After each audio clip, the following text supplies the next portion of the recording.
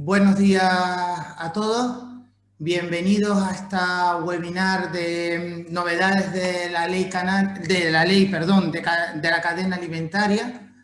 Webinar que ha sido organizada por ASINCA y el despacho de abogados Montero Aramburu, un despacho pues multidisciplinar con sedes en varios puntos de la geografía española.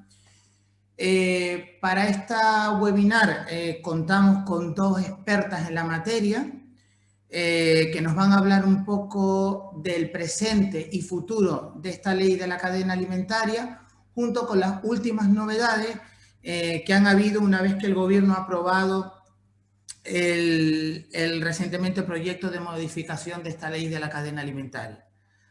A continuación paso a presentarla.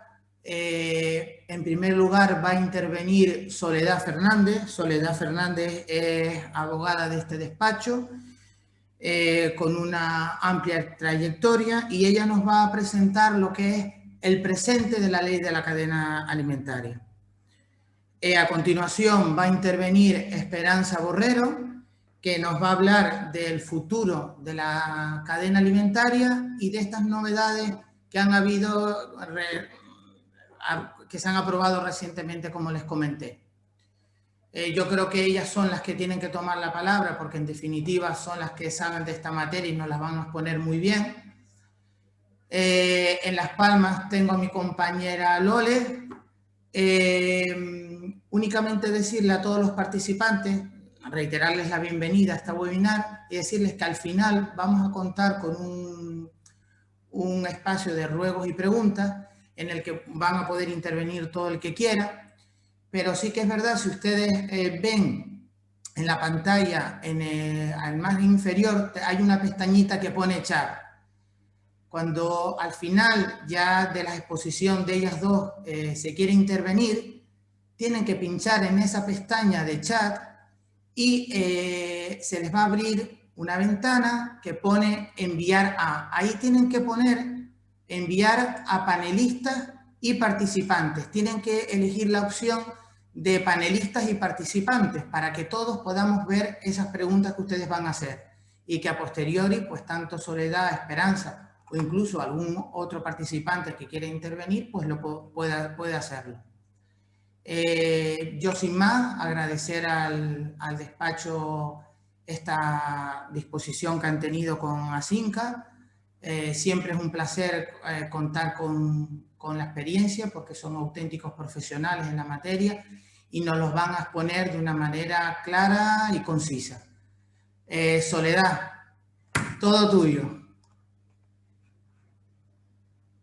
Gracias, Francisco, por la presentación, por la introducción. Buenas tardes a todos y gracias por acompañarnos.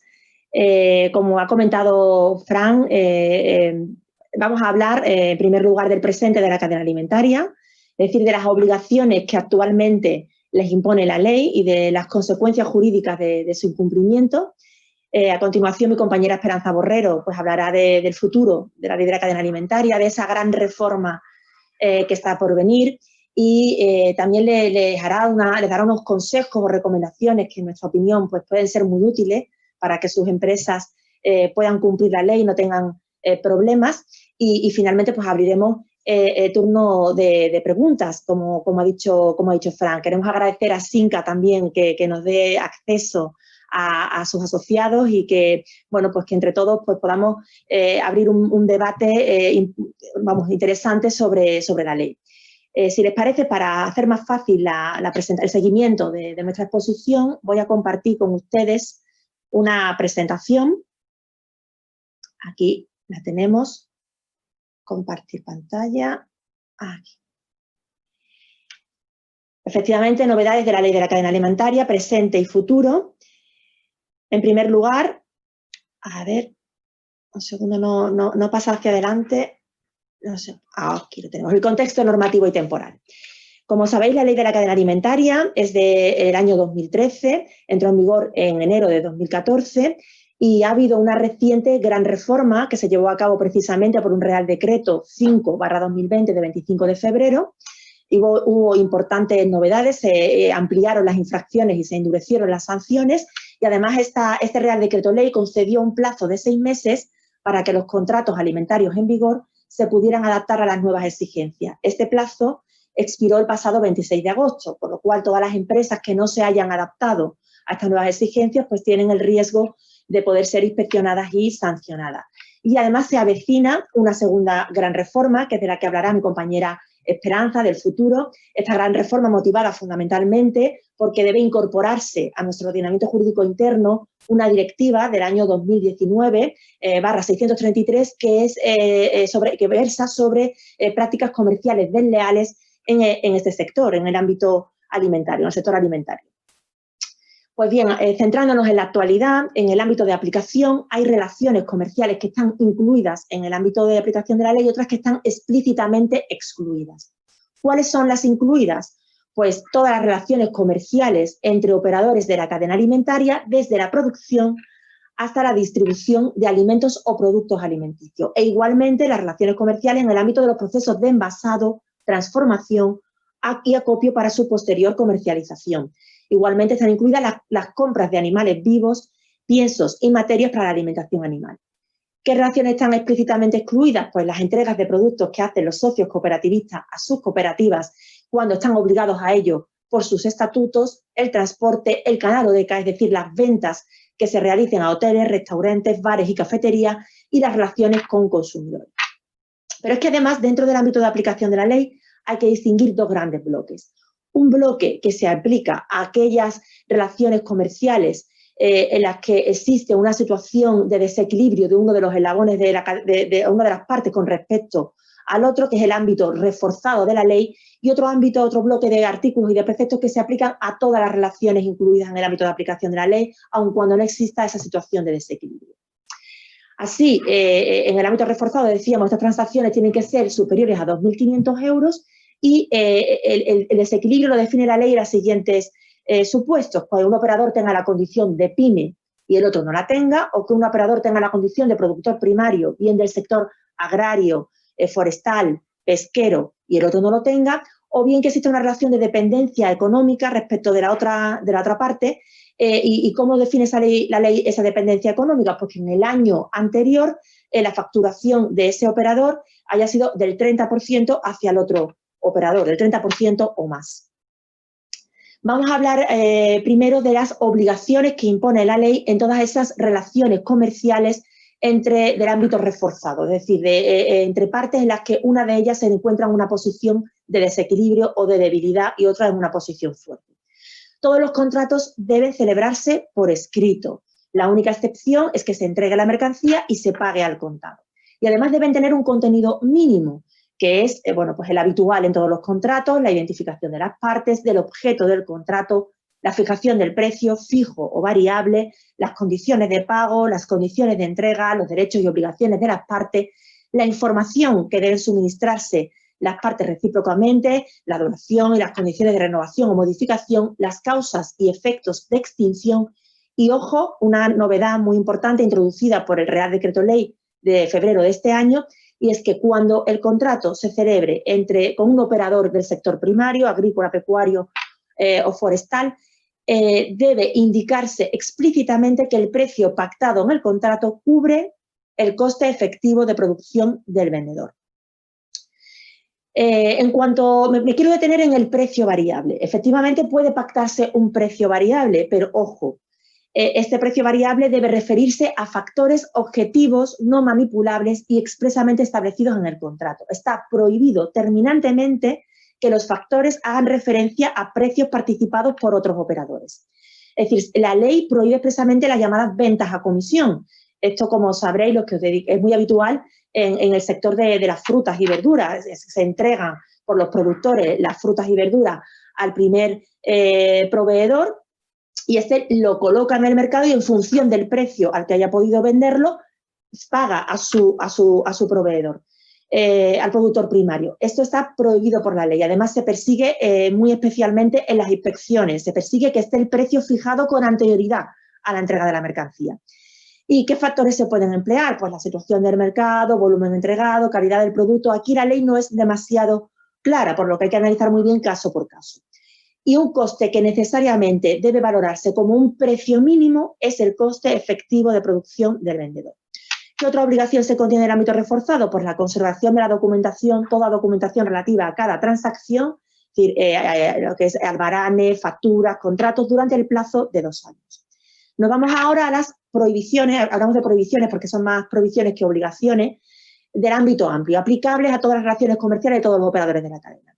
Pues se prohíbe modificar unilateralmente los contratos, es decir, que lo modifique unilateralmente una sola de las partes, que se realicen pagos adicionales sobre el precio pactado, que se realicen actividades promocionales que induzcan a error sobre la calidad de los productos, su precio, etcétera. Destruir el valor de la cadena alimentaria, eso es muy importante. Con carácter general, ningún operador puede pagar al operador inmediatamente anterior un precio que sea inferior a su coste efectivo de producción. Eso con carácter general. Y además no se puede repercutir en el operador u operadores inmediatamente anteriores nuestro propio riesgo empresarial de política de precios al consumidor. Si una gran superficie pues, realice promociones 2x1 o grandes descuentos para un producto en concreto, eso no lo puede repercutir o trasladar a sus operadores, a sus proveedores. Y además, en cuanto a la información comercial sensible, pues hay una regulación muy detallada. Esta no se puede pedir información comercial sensible a tu contraparte en una relación comercial si eso no está justificado y no está razonado por exigencias del propio contrato, de cumplimiento del contrato. Y además se debe establecer explícitamente con carácter previo en el contrato qué información comercial se puede exigir y con qué plazo se debe entregar. Y evidentemente hay una prohibición de revelar o comunicar esta información comercial sensible que hemos obtenido de cualquier operador de la cadena. Hay una obligación muy importante que no se regula en la ley de la cadena alimentaria, pero que sí se sanciona en la ley de la cadena alimentaria. Y es la obligación relativa a pagar dentro de los plazos máximos previstos en la ley de lucha contra la morosidad, concretamente en la disposición adicional primera de la ley 15/2010 de 5 de julio de modificación de esta ley de lucha contra la morosidad. En el caso de productos frescos y perecederos, el plazo es de 30 días desde la entrega. En el caso de los demás productos, 60 días desde la entrega. Ojo, es el vendedor el que tiene, el comprador, el que recibe la mercancía, tiene que hacer constar que se ha producido esa entrega y la fecha de la entrega, tiene que hacerlo constar documentalmente y conservar esa documentación. Y el proveedor, el vendedor, en las facturas que pida, tiene que indicar la fecha en que se va a producir el pago de esa factura. Si se pactan plazos de pago superiores a esos 30, 60 días, según el caso, ese pacto es nulo radicalmente. La cláusula se tiene por no puesta y se consideran los plazos previstos en la ley. Además, la mora se incurre en mora de forma automática sin necesidad de un requerimiento por parte del proveedor y se establece un interés moratorio muy elevado, en torno a un 8%, para estas demoras en la entrega. Las infracciones las clasifica la ley en leves, graves y muy graves. ¿Cuáles son las infracciones leves? Pues no incluir en los contratos el contenido mínimo legalmente exigido, incumplir la obligación de conservar los documentos, modificar unilateralmente las condiciones contractuales, exigir pagos adicionales sobre el precio, exigir o revelar información comercial sensible de otros operadores e incumplir la obligación de suministrar la información requerida a las autoridades competentes normalmente en el curso de una inspección. Graves, pues la reincidencia, 2 infracciones leves en el plazo de 2 años desde la firmeza de la primera de ellas es una infracción grave. Incumplir los plazos de pago, no formalizar por escrito los contratos alimentarios, no incorporar el precio en el contrato alimentario, modificar unilateralmente el precio, destruir el valor de la cadena alimentaria, es decir, no pagar a nuestros proveedores un precio superior a su coste efectivo de producción y realizar actividades promocionales que induzcan a error sobre la calidad, precio de los productos, etc. Infracciones muy graves por la reincidencia, la comisión de 2 infracciones graves en el plazo de 2 años desde la firmeza de la primera de las infracciones. ¿Quién presume la ley que es el autor de estas infracciones? Pues, como era de esperar, la ley se hace para proteger a los eslabones débiles de la cadena, con lo cual se presume que es el eslabón, aquella parte contractual que se encuentra en una situación de superioridad, de supremacía, el que no es una pyme, el que no es un productor primario o al que se le factura más de un 30%, ¿no? De la facturación anual del otro operador. Prescripción, ¿cuándo se extinguen? ¿Cuándo pueden dejar de perseguirse esas infracciones? Las muy graves años, las graves a los 2 años y las leves al año desde que se produjo la infracción o si esta es continuada desde que se cesó. Las sanciones que se han elevado recientemente en la reforma de febrero, las leves pueden sancionarse con multa de hasta 3.000 euros, las graves hasta 100.000 euros y las muy graves hasta 1 millón de euros. Son cantidades bastante importantes. Otra gran novedad de la reforma última de febrero es que se van a publicar las infracciones y sanciones muy graves y los sancionados por la administración competente. Si es el Estado, pues a través de la página web del MAPA. Y en cuanto otro factor a tener muy en cuenta es que una vez que se publican estas infracciones y estas sanciones, pues es el daño reputacional. Nuestra empresa se puede ver muy perjudicada por esta publicación y nos puede costar algún gran cliente. Los grandes clientes del sector agroalimentario están especialmente comprometidos con el cumplimiento de la ley de la cadena alimentaria, están adheridos a códigos de buenas prácticas y por lo tanto nos puede suponer un gran disgusto de perder a un importante cliente. Y nada más, le doy la palabra a mi compañera Esperanza, que va a hablar de las críticas a la situación actual y del futuro en la ley alimentaria. Esperanza. Deja de compartir pantalla.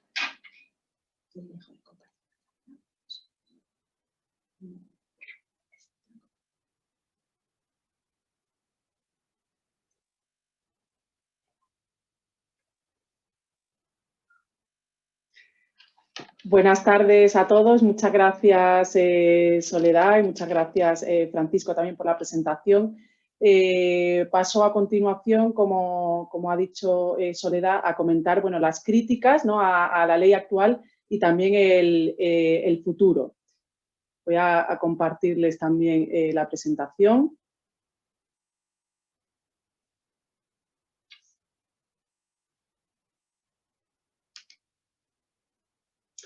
Bien, en primer lugar, respecto a las críticas, pues la verdad que en los últimos meses hemos visto que las modificaciones de la ley han sufrido críticas por parte de todos los operadores, ¿no?, desde el sector primario hasta los sectores de la fabricación, transformación, distribución y comercialización de los alimentos. Desde el sector primario pues critican la ley por imponerles esa obligación de vender por un precio que sea igual o superior al coste efectivo de producción. Y ello puesto que muchas veces pues tienen productos, ¿no?, que los van a tener que retener, que no los van a poder sacar al mercado precisamente por esta obligación que se les impone. Igualmente, y en relación con esta obligación también, la competencia que están sufriendo por parte de otros países, ¿no?, que no tienen una regulación tan estricta como la que tenemos nosotros y, por tanto, esos operadores están acudiendo a países, a terceros países para adquirir los productos y burlar o evitar esta obligación de pagar un precio superior al coste efectivo de producción. Además, es que, internamente, respecto de un mismo producto, pues se da la circunstancia de que no todos pueden tener esos mismos costes efectivos de producción, evidentemente, ¿no? Por ejemplo, me refiero, ¿no?, al sector de la aceituna. No es lo mismo los costes de producción que puede tener un olivar superintensivo con uno de regadío o uno de secano, ¿no? Y eso hace, evidentemente, que aquel que tenga el menor coste, pues es el que va a acudir el comprador. También las críticas vienen desde el resto de operadores que no son el productor primario. ¿Por qué? Bueno, pues por la falta de claridad y la ambigüedad, las imprecisiones que tiene esta modificación de la ley, ¿no? No saber efectivamente cómo hay que determinar ese precio variable, cuáles son esos factores, o también relativas al coste efectivo de producción. Expuesto lo anterior, entrando ya en el futuro, como bien ha dicho Francisco, recientemente, la pasada semana, se aprobó el proyecto de ley por el que se modifica la ley de la cadena alimentaria. Esto es lo que ha llamado Soledad al inicio, pues la segunda gran reforma, ¿no?, que esperamos de la ley. Este proyecto de ley ha iniciado ya su trámite parlamentario y se espera que entre en vigor no más tarde del 1 de noviembre del próximo año. Este proyecto de ley, pues esta nueva reforma incorpora las modificaciones que han tenido lugar por medio del Real Decreto 5/2020 de 25 de febrero, que ya las ha expuesto mi compañera Soledad, y también pues, se incorpora la Directiva 2019/633 relativa a prácticas comerciales desleales. Se aprovecha además para incluir en esta nueva reforma pues, nuevas modificaciones al texto. En relación con la incorporación de la directiva, pues esta directiva contiene un listado de prácticas comerciales desleales, es lo que yo he llamado la lista negra, esta no admite ninguna prueba en contrario. También hay una lista, que la veremos a continuación, que es la que he llamado lista gris, la que son también prácticas comerciales desleales, pero se permite que si existe un pacto claro entre las partes regulando esa práctica, pues que no se considere desleal. En cuanto a la lista negra, la primera y muy importante es que la directiva pues, prohíbe que se puedan producir pagos más allá de 30 o 60 días desde la entrega de la mercancía, si se trata de un producto fresco o perecedero. Esto lo ha expuesto mi compañera Soledad, pero la gran diferencia que contiene la directiva es que te permite que el inicio del cómputo de este plazo de pago sea bien desde la entrega de la mercancía, bien desde la fijación del precio. Esto es importante porque evidentemente hay muchos casos en los que se entrega la mercancía y aún no se ha fijado el precio, ¿no? Eso está suponiendo un problema y muchas críticas también por parte del sector. No sabemos cómo quedará finalmente redactado el texto, pero pues, si el legislador español acoge esta propuesta de la directiva, pues será bueno para todos. En segundo lugar, pues también se considera una práctica comercial desleal cancelar pedidos con una antelación menor a 30 días. ¿Por qué? Pues porque el proveedor ya no podrá encontrar alternativa para ese producto. Igualmente, será desleal, y ya lo es, de hecho, en nuestra normativa, modificar unilateralmente los términos de un contrato. También se considera desleal exigir pagos no relacionados con la venta de los productos, exigir pagos por deterioro de un producto cuando se haya producido en el local del comprador sin que sea culpa del proveedor. Negativa a confirmar los contratos por escrito, divulgar secretos comerciales, también pues, amenazar con represalias cuando por parte del proveedor presente una denuncia por incumplimiento de la ley, o también exigir compensaciones al proveedor por gastos de estudio de reclamaciones de sus clientes. En segundo lugar, pues lo que he llamado lista gris, la directiva pues, incluye un listado de prácticas que considera desleales, pero permite, como he dicho antes, que no lo sean si existe un pacto claro entre las partes, transparente, sin ningún tipo de ambigüedad, en el que deje claro cómo se regularían estas prácticas, ¿no? Este listado, en primer lugar, devolución de productos no vendidos sin pagarlo, o exigir pagos por almacenamiento, por exposición o inclusión en una lista de precios o su puesta a disposición en el mercado. También exigir el coste de descuento de los productos vendidos por el comprador como parte de una promoción, pagos por publicidad, por comercialización o incluso por acondicionamiento de locales para la venta de los productos. Lo que acabo de explicarles es en cuanto a la directiva, pero como decía, pues hemos tenido conocimiento también que este proyecto de ley incluye ya unas modificaciones relevantes en el texto que conocemos actualmente. En primer lugar, respecto al ámbito de aplicación, ámbito espacial de aplicación de la norma. Hasta la fecha, la ley aplicaba exclusivamente a operaciones entre operadores españoles, ¿no? Y ahora pues, se va a regular que ese ámbito se extiende a las relaciones de ámbito comunitario en las que participe un operador español. Incluso se va a aplicar todas las prohibiciones y sanciones en las relaciones con un operador de un tercer país fuera de la Unión.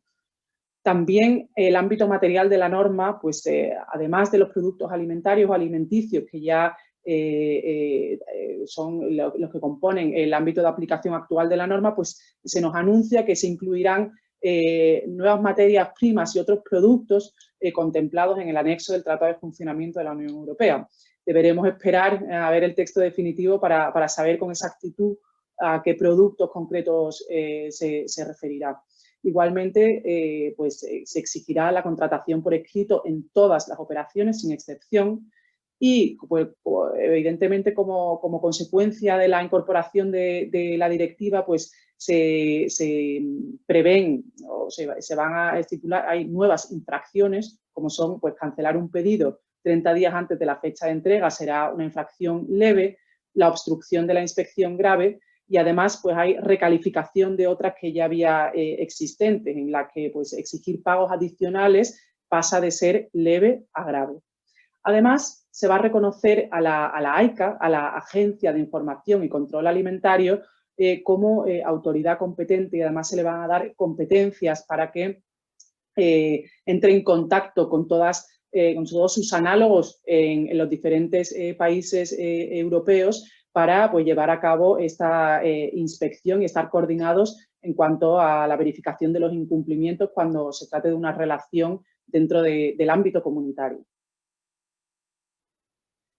Finalmente, en cuanto a las recomendaciones, nosotros, en primer lugar, siempre recomendamos hacer una auditoría interna de la operativa de cada empresa. ¿Por qué? Porque estamos viendo pues, que pese a la importancia de esta norma, pese a las inspecciones que ya estamos viendo en muchos de nuestros clientes, pues que hay un desconocimiento en muchas ocasiones de la ley y de sus obligaciones, ¿no? Entonces es importante pues, recopilar toda esa información y hacer esa auditoría para identificar dónde estamos incumpliendo y cómo podemos salvar ese incumplimiento. Es importante, pues, sobre todo, también, como ha dicho bien Soledad, porque con la nueva normativa, con la nueva modificación a la ley, las sanciones se publican. Por tanto, hay un riesgo reputacional muy importante para las empresas del sector alimentario, y además que eso puede conllevar pues, la pérdida a lo mejor de grandes clientes, ¿no? Y relaciones comerciales por esa pérdida de confianza. Otra recomendación que hacemos a nuestros clientes es formalizar contratos marcos con aquellos proveedores, con aquellos operadores con los que tenemos una contratación recurrente, ¿no? En estos contratos marcos pues son contratos más extensos, más detallados, en los que incluiríamos todas las cláusulas y todas las obligaciones que impone la ley. Y para no perjudicar la operativa de cada empresa, pues se harían confirmaciones de entrega en cada operación. Así se flexibilizaría la contratación. Por otra parte, como se ha expuesto anteriormente, hay una obligación importante y novedosa, que es la de que en todos los contratos con los productores primarios aparezca la cláusula de que el precio cubre el coste efectivo de producción. Nuestra recomendación, y por nuestra experiencia en otros ámbitos, es que se incluya, que esa cláusula se haga de manera manuscrita por el proveedor, que confirmen expresamente y de manera manuscrita que se le está pagando un precio superior. Además, y para el resto de operaciones, aunque en lo que no sea obligatorio, esta obligación que esté contenida expresamente en los contratos, pues sugerimos y recomendamos que se hagan certificados de proveedores, de las personas que tienen la representación de esas sociedades o poderes suficientes para que confirmen que se le está pagando, que se está cumpliendo la ley y que se le está pagando un precio que cubre su coste efectivo de producción.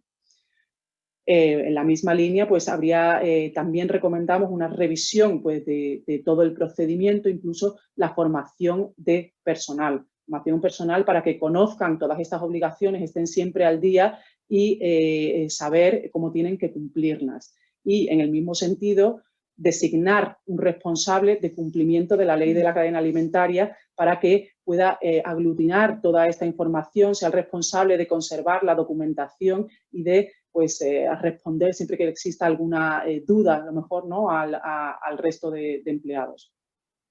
Otra cosa es también causalizar los incumplimientos, ¿no? Aquí lo que queremos hacer es causalizarlos para dejar claro que no es abusivo. Es decir, por ejemplo, en el caso de pagar a 30 o 60 días desde la entrega, es una obligación contenida en la ley. Sabemos que en muchas ocasiones es muy difícil o destruiría la propia operativa de nuestras empresas, ¿no? En el caso, por ejemplo, se nos ocurre cuando pagamos más allá de 30 o 60 días, pero es el proveedor, es el eslabón fuerte y nos está dando esa financiación, ¿no? Bueno, pues regular y dejarlo expresamente recogido en el contrato para poder demostrar, en el caso de que nos llegue una inspección, que no se está abusando, que es el proveedor el eslabón fuerte y nos está concediendo esa posibilidad. Incluso para confirmar que esto es así, se puede pactar un interés remuneratorio. Todo esto para moderar, en su caso, la sanción, porque, como les digo, estamos observando que son la inflexibilidad, ¿no?, de las inspecciones, y que, bueno, a partir de finales de agosto, que cuando finalizó el plazo para adaptar los contratos a la nueva normativa, tras la modificación de la ley, pues que esas inspecciones cada vez son más recurrentes. Por mi parte, bueno, ya eso es todo. Voy a dejar de compartir la presentación. Simplemente nos han estos días, ¿no?, desde que hicimos la convocatoria junto con Asinca de la webinar, pues nos han llegado dudas de algunas personas. Bueno, una de ellas, pues nos preguntaban: ¿el pescado congelado se considera un producto fresco? Pues la respuesta es sí. Se considera un producto fresco y, por tanto, debemos pagar a 30 días desde la fecha de la entrega, puesto que necesita condiciones de temperatura regulada para su conservación y comercialización. Igualmente, otra pregunta que nos ha llegado es: ¿en las islas las adquisiciones a empresas de la península se consideran fiscalmente importaciones? ¿Se les aplica la ley de la cadena alimentaria? Pues la respuesta es sí, se les aplica, independientemente de que tengan este tratamiento desde el punto de vista fiscal, pero esta ley es claro que su ámbito de aplicación aplica a todos los operadores españoles que se dediquen a la venta de productos alimentarios o alimenticios.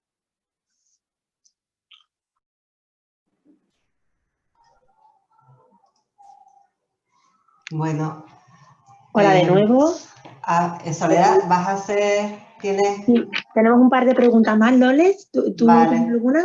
No, yo simplemente primero quería agradecerles tanto a ti como a Esperanza la exposición que han hecho de esta normativa, que parece que ha entrado como prisa para hacer las reformas, tanto la que entró en vigor el pasado 26 de agosto, y que a raíz de este Real Decreto Ley, pues han surgido dudas a las empresas asociadas a Asinca, y por ese ha sido el motivo de este seminario, que por lo que veo ha tenido buena aceptación por el número de participantes.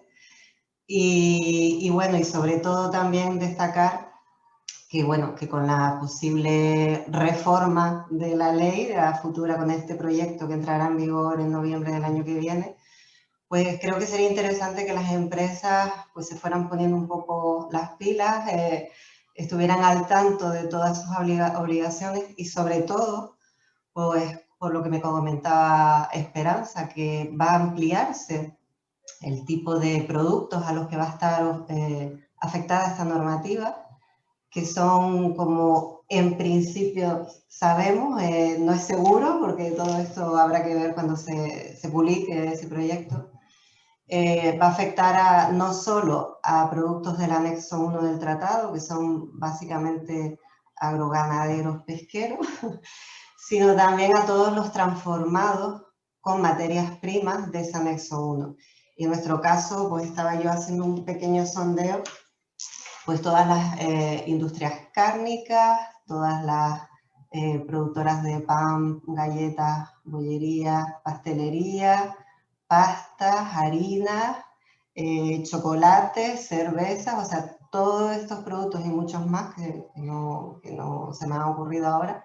Pero bueno, gran parte de nuestra industria en Canarias pertenece a ese sector, con lo cual yo no quisiera enrollarme más, simplemente me gustaría que hoy en Soledad comentes las preguntas que te han enviado previamente, Y también, sobre todo, animo a todos los participantes que puedan, como dijo mi compañero Francisco, enviar las preguntas que tienen ahí pendientes, aclarar dudas a través del chat.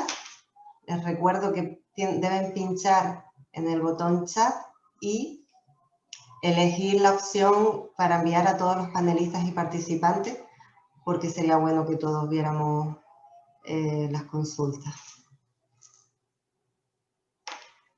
Lole, mira, en cuanto al tema de los productos que están incluidos en la ley de la cadena alimentaria, ya actualmente la ley da un concepto muy amplio de alimentos o producto alimenticio. Mira, os leemos textualmente. Cualquier sustancia o producto destinado a ser ingerido por los seres humanos o con probabilidad razonable de serlo, tanto si han sido transformados entera o parcialmente como si no. Incluye las bebidas, la goma de mascar y cualquier sustancia, incluida el agua, incorporada voluntariamente al alimento durante su fabricación, preparación o tratamiento. O sea que realmente la novedad de la nueva norma, de la gran reforma que se avecina, es que se puedan incluir materias primas que se utilicen, o sea, más allá del alimento o producto alimenticio, corcho para los tapones, vidrio para el embotellado. Vamos, de hecho hay elementos en el listado, lino, que no son ni siquiera propiamente producto alimenticio, porque en rigor ya cualquier producto alimenticio, es decir, cualquier sustancia que esté destinada o probablemente destinada a ser ingerida por las personas, ya está incluida dentro del ámbito de aplicación de la ley de la cadena todas las operaciones comerciales que tengan por objeto esa sustancia. O sea que ya actualmente el ámbito es bastante amplio. Lo novedoso es incluirlo a otros elementos que a priori no nos parecerían alimenticios. O sea que eso lo queríamos aclarar, aprovechar para aclararlo. Una pregunta que también nos han hecho es, leo textualmente: mi empresa vende diferentes productos a una cadena de supermercados y aunque en conjunto nos pagan un precio superior a nuestro coste de producción, eso no es así por cada producto individualmente, es en global. ¿Estamos cumpliendo la ley de la cadena? Pues la respuesta es que en principio no, porque la ley de la cadena, cuando se refiere a la destrucción del valor de la cadena en su artículo 12, habla, dice, con el fin de evitar la destrucción del valor en la cadena alimentaria, cada operador de la misma deberá pagar al operador inmediatamente anterior un precio igual o superior al coste efectivo de producción de tal producto en que efectivamente haya incurrido o asumido dicho operador. Porque textualmente la ley habla de cada producto de forma individual. No habla con carácter general por suministro de todos los distintos tipos de productos que se haga a cada uno de nuestros clientes. Si nos encontramos en esa circunstancia, ¿cuál es nuestra recomendación? Pues bueno, pues sentarnos a hablar con nuestro cliente, decirle que bueno, que tenemos, que realmente es el cliente el que tiene el problema, porque lo normal es que sea la gran superficie quien tiene la posición de supremacía o superioridad y a quien se va a presumir que incumple la ley de la cadena y que ha incurrido en la infracción, a dar con el cliente a ver si se puede solucionar de algún modo para que con cada producto individualmente se cubra el coste de producción, ¿no? Sin perjuicio de que después se compense con otras diferencias de precios en otros productos. Con lo cual eso es un tema delicado. Y la cuarta pregunta, aunque yo creo que tenemos, aunque yo creo que esta ya ha estado respondida durante la exposición, bueno, que es que en mi caso nos dicen hay proveedores a quienes pago a más de 60 días, pero porque me quieren conceder esa facilidad, no porque estemos abusando. Entonces, ¿se incumple la ley de la cadena? Bueno, pues la ley de lucha contra la morosidad es muy clara y establece los plazos de pago 30, 60 días desde la entrega, no desde la fijación del precio variable. Es muy estricta, además el Tribunal Supremo ha tenido ocasión de pronunciarse sobre esta norma y es muy claro en que cualquier pacto superior, o sea, de pago en un plazo superior a esos límites legales es nulo, se tiene por no puesto, pero aún así nuestro consejo es, si no nos queda más remedio que financiarnos con el pago a nuestros clientes, ¿no?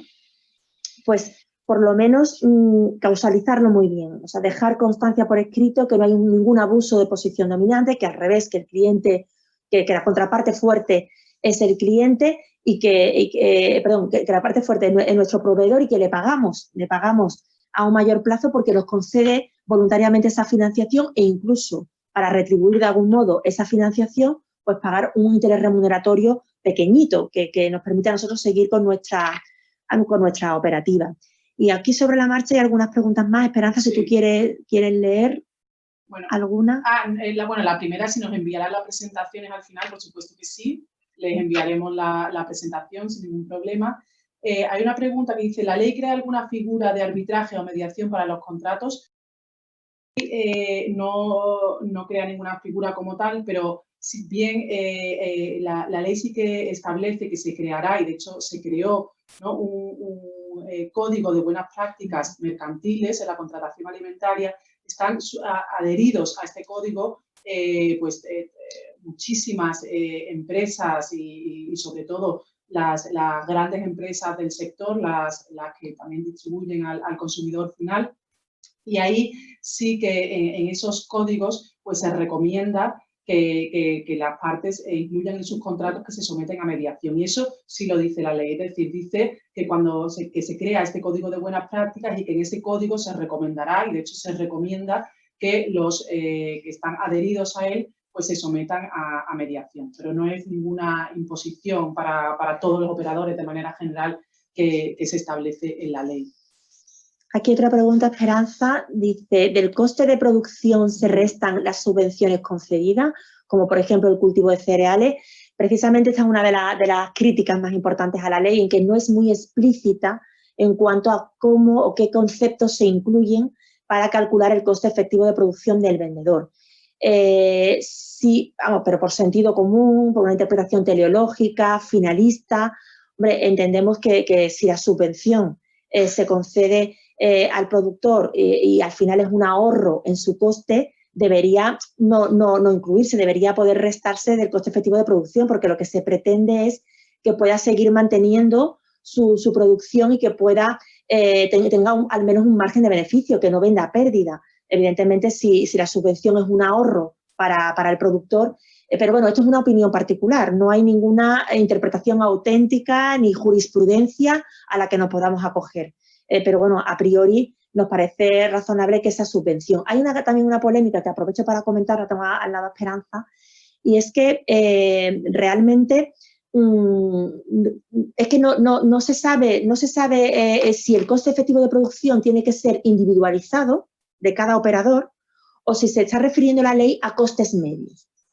La verdad que nosotros, por la redacción que tiene la ley, creemos que se refiere al coste efectivo de producción de cada operador, y de ahí las críticas a que hay distintos operadores y que unos más tradicionales, otros más modernizados, y que puede haber conflictos entre operadores del mismo sector, y sí, porque al final se van a quedar excluidos los menos competitivos. Creemos que se refiere a eso, al cálculo individualizado por cada operador. Pero en cualquier caso, como recomendación, también nos parece que las grandes empresas del sector agroalimentario que tengan un riesgo importante de ser sancionadas por este motivo, aparte de pedir certificados a sus proveedores y que se aseguren de que afirmen que se les paga un precio superior al coste efectivo de producción, pues no estaría de más que incluso algún perito, algún experto en la materia, pues se le solicitase un informe en el que analizase los costes medios de producción, bueno, pues del sector del aceite, del sector del plátano, del sector de que se trate, en el que ellos compren más habitualmente, para que tengamos esa prueba adicional, porque la ley nos dice que se puede probar que se paga un precio superior al coste efectivo de producción de los operadores inmediatamente anteriores por cualquier medio emitido en derecho. Entonces, si el certificado que nos da nuestro propio proveedor puede a lo mejor considerarse insuficiente porque es un proveedor que está en una situación de inferioridad, nosotros en una situación de superioridad, y se puede incluso contradecir a posterioridad y decir, mira, es que yo le di el certificado porque me lo exigió, porque si no, no me compraba, pero esto no es verdad. Eso ha sido otro abuso más por parte de este operador superior, con supremacía. Pues claro, si tenemos un informe pericial en el que ya se ha hecho un análisis de costes efectivos de producción medios y bueno, pues el precio que pagamos está por encima de esos precios medios, pues tenemos ese importante instrumento de prueba de que no hemos incumplido la ley, no hemos incurrido en ninguna sanción. Y ahí tienes otra pregunta. Hay otra pregunta que nos dice José Luis, pago mayor a 60 días, incluso en el caso de pagos a proveedores extranjeros.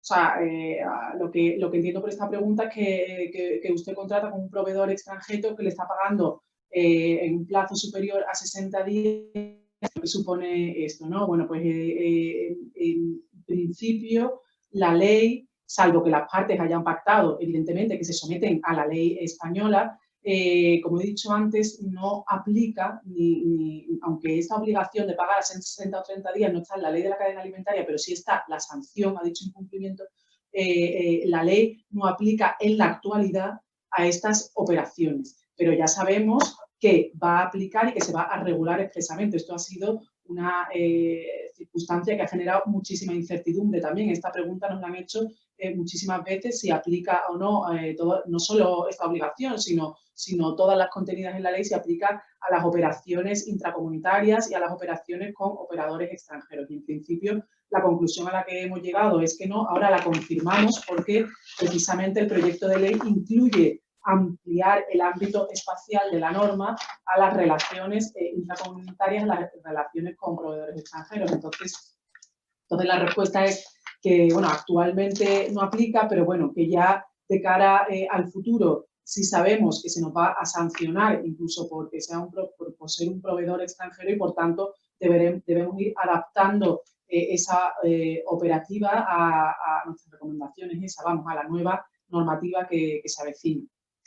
Sí, y sobre esto finalmente ya decir que cuando nosotros recomendábamos causalizar muy bien los incumplimientos en cuanto al plazo de pago, es decir, explicar las razones por las que se incumple ese plazo de pago y que es voluntariamente un proveedor nuestro que está en una situación de supremacía y superioridad, quien voluntariamente nos quiere conceder esa mayor liquidez, esa financiación, lo hacemos no porque se pueda excluir el riesgo de infracción y de sanción, sino porque estas infracciones y sanciones que pueden llegar a ser las sanciones que pueden llegar a ser muy elevadas, se pueden moderar en contemplación de las concretas circunstancias.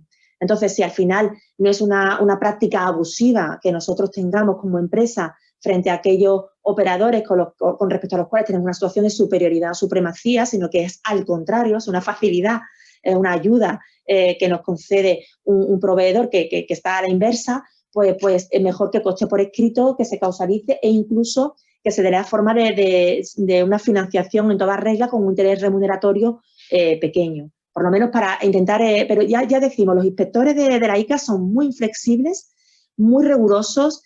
No hemos llegado incluso a enfrentar al absurdo de que se haya sancionado a una compañía por no tener contratos por escrito o por no respetar los plazos de pago con otra compañía que es del mismo grupo empresarial. O sea, pese a haber alegado que son el mismo collar con distinto, o sea, el mismo perro con distinto collar, que el titular real último son las mismas personas físicas, se ha sancionado, o sea, fuera totalmente incomprensiblemente de lo que es el objetivo de la ley de proteger a los eslabones débiles de la cadena, que estamos diciendo a la administración, que somos los mismos, y nos quedamos con la sanción puesta, que esperamos que lo podamos ganar en el futuro, en sucesivas instancias, pero a ese nivel están llegando los inspectores. Y hay una nueva pregunta, ¿no, Esperanza? Creo en el chat. Sí. Han añadido una. ¿Qué grado de transformación se establece para considerar un producto como primario? ¿La harina sería un producto primario?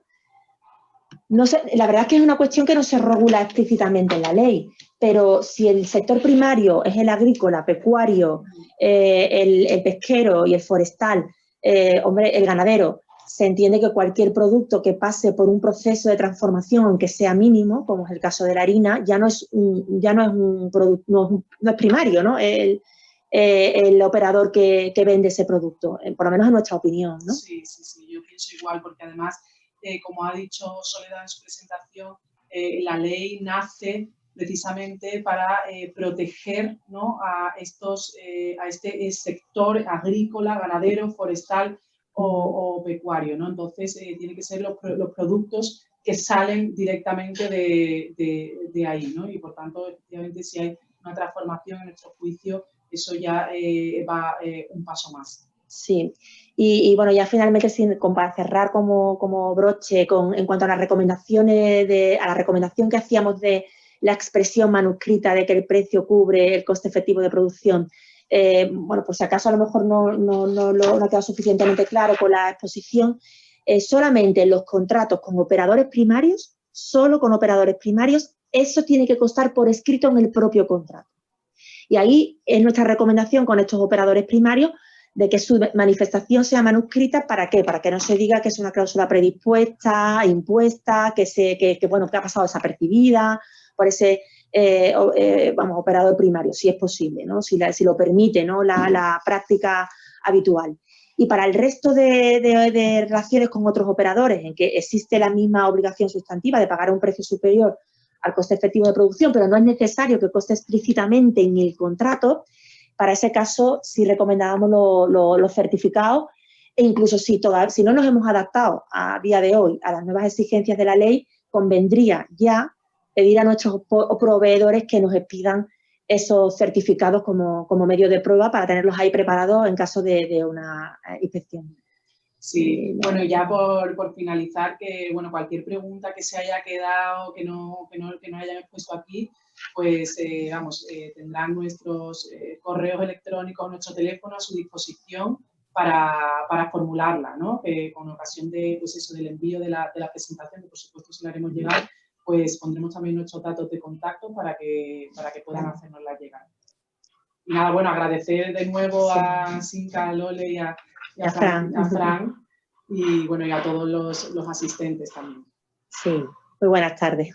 Pues gracias a todos, gracias por participar, y me alegro que haya tenido buena acogida este seminario, y me gustaría que en los próximos que hagamos, ¿no? de esta normativa que parece que nos tiene un poco distraídos, un poco, sí, porque es como muy extensa, y como toda norma al final no puede regular cada uno de los casos específicos que se le pueda presentar a las empresas. Entonces, pues muchas gracias a Montero Aramburu Abogados, a Soledad, a Esperanza, y bueno, cualquier duda que se les haya planteado o que se les plantee en estos días, pues ya les ha dicho Esperanza que pueden dirigirse a ella, que seguramente son de la mejor consultoría que pueden acceder. Gracias, Lole. A ustedes. Gracias, Fran. Gracias a ustedes. Gracias. Hasta luego. Hasta luego. Buena tarde. Igualmente.